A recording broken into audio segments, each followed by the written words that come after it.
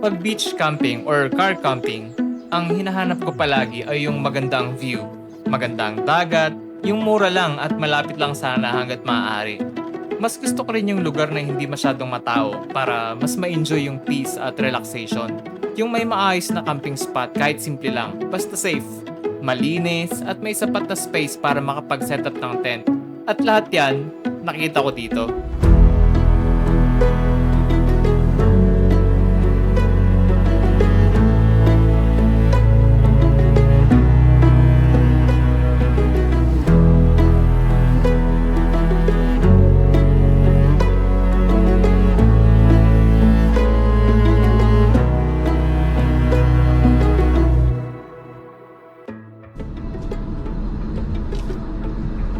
Bali, kakapasok lang natin ng Nasugbo.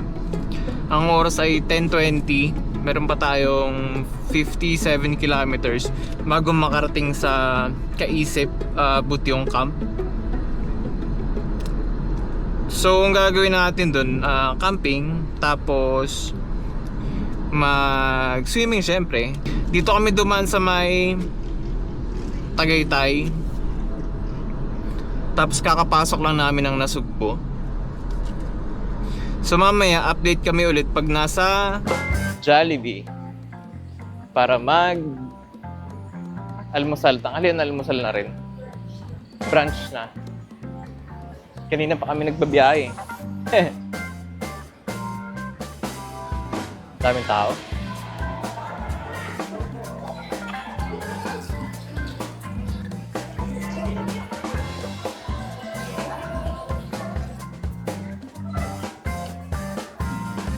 Spaghetti. Burger. Ito yung akin, no? Yung malaki yun sa'yo. Ay, ito. So, bali kakatapos lang namin kumain dyan sa Jollibee. Papasok na tayo ng Kalatagan. Ang oras ay 11:40. Tapos, mayroon pa tayong 18 kilometers. Ang ganda ng panahon kasi mainit. Pero hindi tirik na tirik yung araw. Medyo cloudy. Pero okay lang. Maganda pa rin. Maganda pa rin magdagat pa ganyan. So mamaya, update kami ulit pag nasa Alphamart para bumili ng yelo. Walang yelo ata. Walang yelo. Ito, pwede na to. Yeah.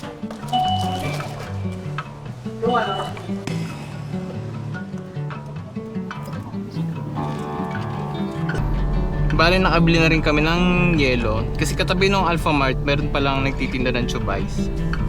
Kaya, all set na sa yelo, tubig, snacks. Ang kailangan na lang natin ay, ano nga to? Ulam. Pang mamaya. Ang naisip naming ulam ay pork curry. Try natin mamaya kung makakabili tayo ng ingredients. Kaya ang huling stopover natin ay dito na sa palengke. Bibili tayo ng patatas, sibuyas, bawang, no? Kailan pa ba ng carrots? Batag, gusto kong batag. Pag nalagyan ng aral, Batag na? pepper na lang. Sige, lagyan natin pala. Sa agata, lab, baka meron. Ay, natapos na. O kumama na lang. Sige. Okay lang? Okay lang. Paminta meron na? Meron na. Nice one. So all set na tayo. Nakapamili na ng bibilihin. Diretso na tayo ng dagat. Ang oras ay 12:13 na. Meron pa tayong 5 kilometers ata. Anong sabi ni Waze? 6.1 kilometers. Malapit na. Pakainit sa labas, grabe. Nakakapasa yung windshield do. Doon na lang kami sa resort mamimili ng itlog. Kung walang makitang itlog, itlog ko. Para sa akin, ang signature ng Kalatagan ay yung bougainvillea na anong tawag dyan?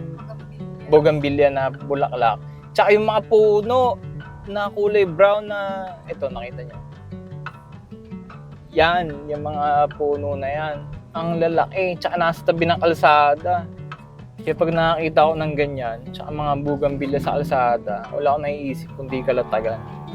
Actually, pangalawang beses ko palang pupunta dito ngayon. Una, siguro 2018 pa. Tagal na rin. Or 2017 nga ata eh. 2017 yun eh, di ba? Tagal na. Tas ngayon lang ulit. Wala nang beachfront. Pero may mag-aalisa naman yung mga yan. Kaya. Ay, actually may umalis na nga doon, no?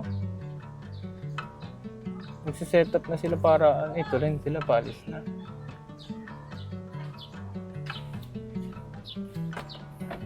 Pero meron yan, magkakaroon ng beachfront yan mamaya. Ito pa nga lang, pwede na. Kaya doon, sa dulo, doon sa gilid.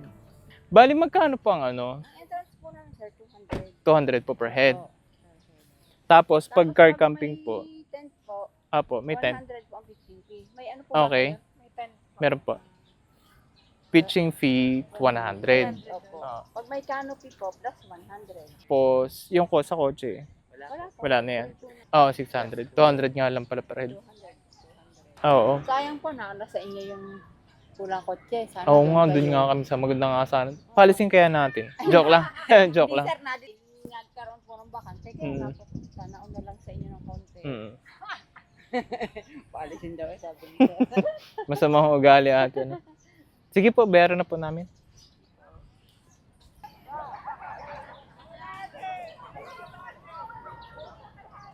Sarap pa maligo, no? Siguro mamaya maglo-low tide din, no? Oo.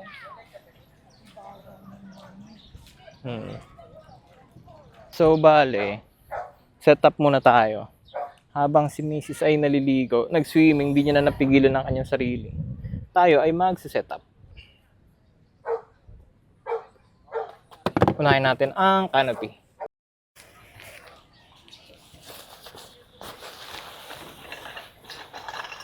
Ito.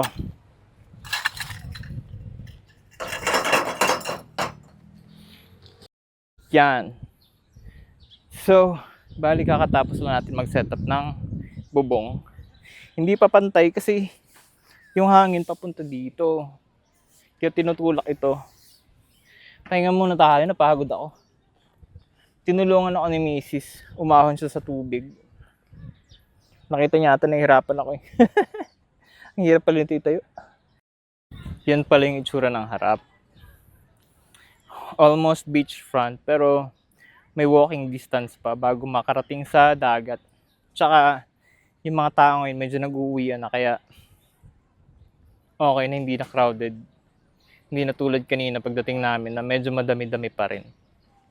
Ngayon, okay na.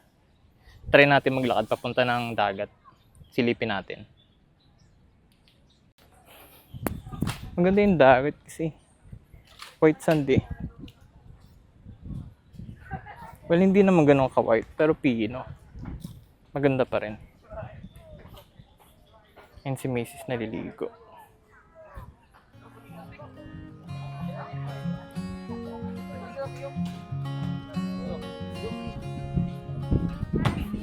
Ah! Ay, mababaw lang pala, no?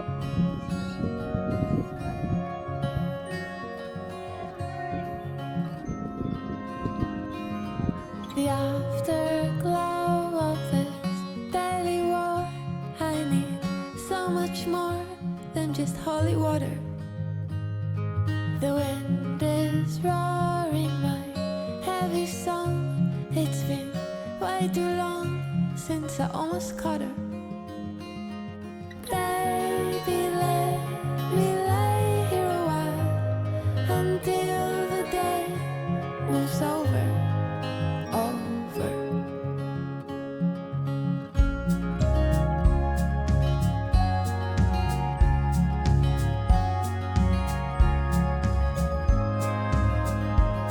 I'm hanging on, yes, I'm staying home. I need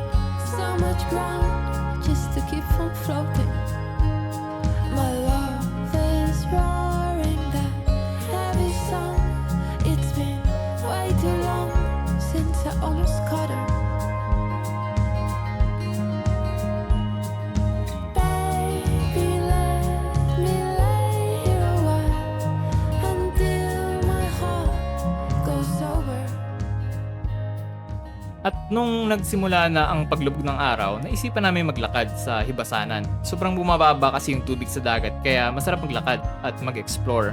Tsaka habang naglalakad kami, kita mo yung iba't ibang klase ng bato, ng kabibe at maliliit na lamang dagat na naiwan ng tubig.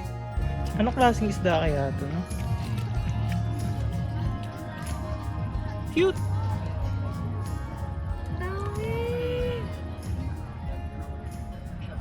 May nakalagay na no swim zone. Kasi pag high tide, lumalalim tong part na to. At nung narating na namin ang Kalatagan Boardwalk, halos walang tao. Kaya nasolo namin yung lugar at nasulit namin yung view. Ang ganda pagmasdan habang unti-unting lumulubog ang araw. Baby, let me lay here a while until the day moves over, over.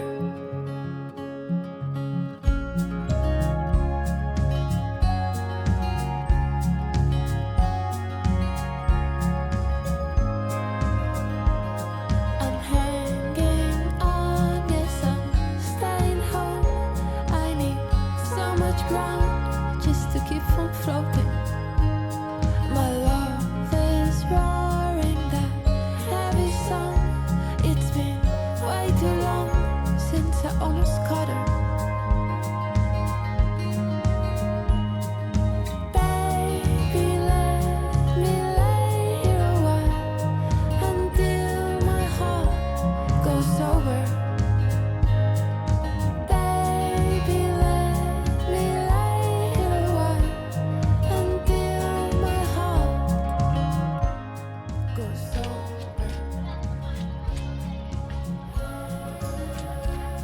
Ganda, no?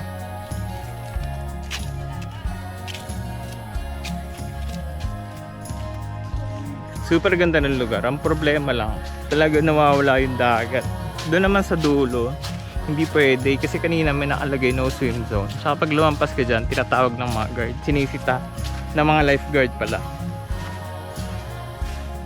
So, pag nag-low tide, kailangan mo ulit hintay mag-high tide. Most probably bukas na yan.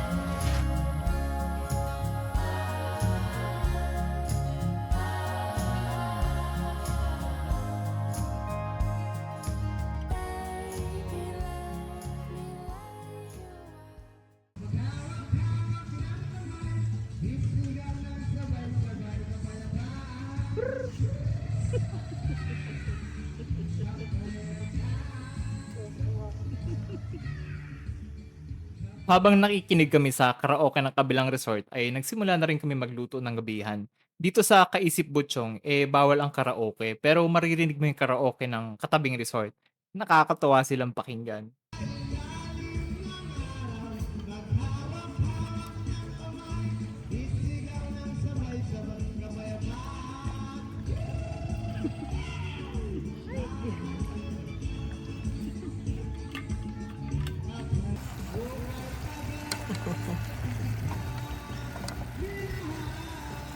Gano'n makatagal yan? Putang. Tagal daw, ano? At dahil baka makapiright tayo, inalis ko muna yung background music ng clip. Kaya voiceover muna tayo, tsaka background music. Naglagay na rin pala ako ng paminta dito. Kasi gusto ko medyo maanghang. Bicolano tayo eh. Wala tayong nakitang sili, kaya kukunin natin yung anghang sa dami ng paminta. After ng paminta, hinaluhalo ko muna bago tikman. Tinitikman natin kung medyo maalat. Gusto ko sana lagyan ng asukal, kaso wala kaming dalay. Kunting asukal lang. At habang naghahalo ako dito, bigla ako naisip lumandi. Kaso si Mrs. ayaw niya yata. Kasi o siguro nandidiri siya sa akin kasi hindi pa ako naliligo. Feeling ko lang ha. Kaya nilagay ko na lang yung curry powder. Ang inilagay ko dyan, 2. Kasi pag isa medyo bitin yung kulay, tsaka gusto ko lasang-lasa yung lasa ng curry. Tapos hinalo ko lang ng konti. Tapos maya-maya, nilagay ko na yung patatas para lumambot. Yung carrots tsaka yung bell pepper, kahit mamaya na yan pag malapit ang maluto yung ulam.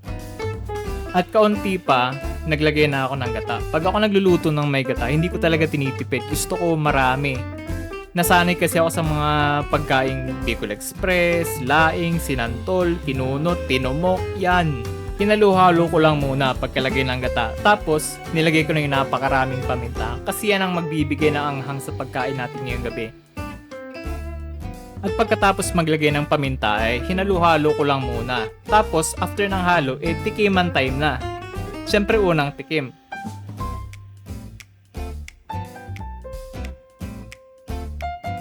Masarap, nagustuhan ko. Siyempre may pangalawang tikim pa yan.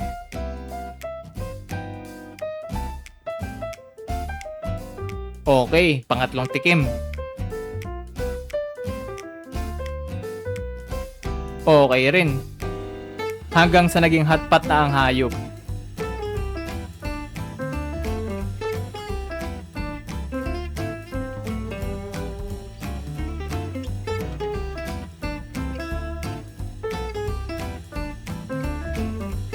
Pagkatapos ko humigop ng sabaw, yung ginisa mix nilagay ko na. Ito yung binili natin kaninang umaga sa palengke. Ito yung magkukumpleto ng lasa. Ginisa mix, baka naman. Siyempre, tinikman ko ulit ng 5 ulit. Tapos, nilagay ko na yung bell pepper at yung carrots.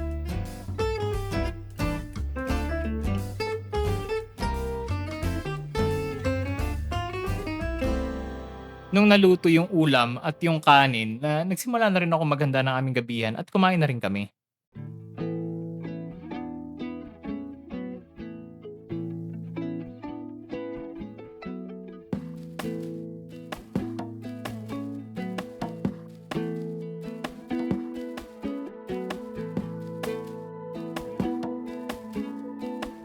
Pinakain ko na rin pala yung mga magbabantay dito sa campsite ngayong gabi. Nga pala, kung kayo ay nagka-camp or nasa outing at may mga aso o pusa na humihingi ng pagkain, kung may sobra kayo, bigyan nyo naman. Kung wala naman kayong maibibigay, okay lang, huwag nyo na lang sasaktan. Nagsimula na rin pala kami mag-setup ng tent na aming tutulugan ngayong gabi. Sa sobrang libang ko kanina maglakad-lakad sa dagat, nakalimutan ko mag-setup. At kung mapapansin ninyo, nasa labas pala ng tarp yung setup namin ng tent kasi malanggam pala dun sa pwesto na yon. At hindi ko rin naman na-check kaninang umaga bago ako mag-setup ng tarp. Well, lesson learned. Ginawa ko na rin yung airbed namin na nakakaumay setup. Palagi ko kasi nakakalimutan bumili ng automatic na pump. Kaya eto na naman tayo. Labor. Buti tinulungan ako ni Mrs. Pagkatapos namin mag-setup, natulog na rin kami. Hindi na ako nakapag-video-video after maligo kasi nakatulog na rin ako agad.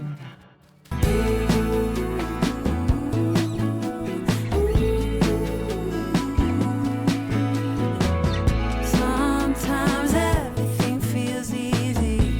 Lightest touch, a lucky streak. Then like lightning on a clear day, I'm struck, feeling stuck all over again. All over again. I've lost my head.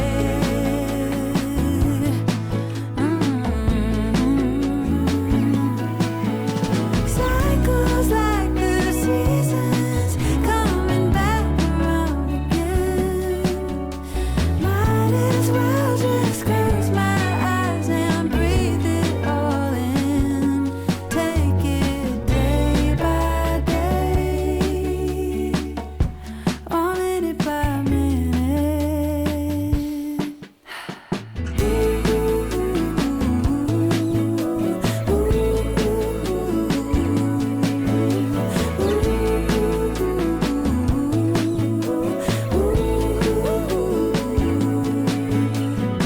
Isn't that the joy of living?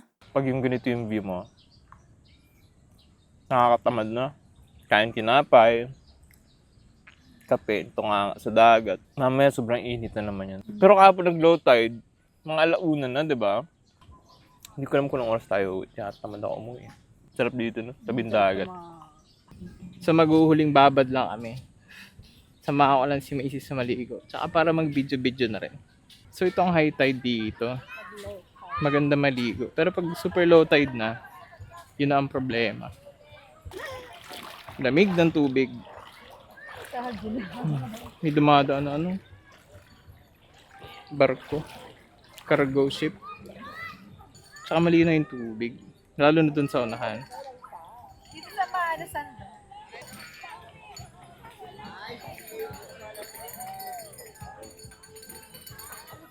May lifeguard din pating active dito lagi.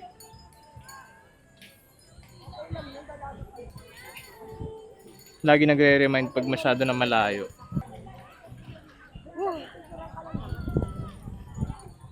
Sarap maligo, no?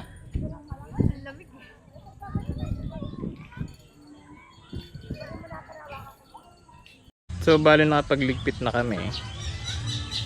Ready na umuwi. Uuwi na lang. Huling tingin sa view. May mga dumadating pa rin. Pero ang ganda dito. Solid. Magandang spot. Lalo na pag weekdays. Kasi pag weekends, sure na madaming tao palagi. Pero pag weekdays, kunti lang. Mamaya mag-uwian rin yan sila. So maganda mga Tuesday to Friday ganyan. So paano sa next vlog ulit? Thank you.